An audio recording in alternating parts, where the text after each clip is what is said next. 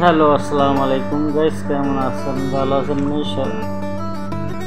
আশা করি আপনারা সবাই ভালো আছেন। ওকে গাইস, দেখেন আমি আজকে দেখাবো যে ওমানি আরব সাগর থেকে ধরা হলো ছোট ছোট জাটকা মাছ।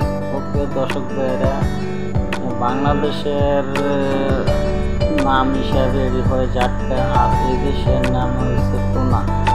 ওকে ওকে দর্শক ভাইয়েরা, দেখেন সাগরের কি সুন্দর এই জাটকা টুনা।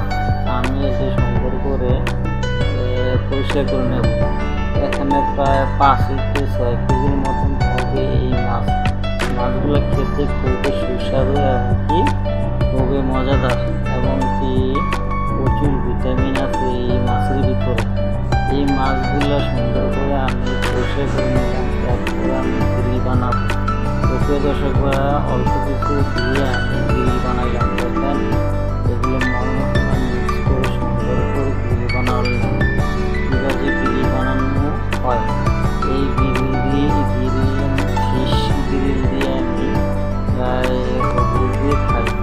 ওকে দর্শক ভাইয়া, যদি আমার ভিডিও ভালো লাগে লাইক কমেন্ট শেয়ার করে দেবেন, কি পাশে থেকে বেলাইকনটা বাজিয়ে দিবেন, যাতে পরবর্তী ভিডিও আমরা দেখতে পারি।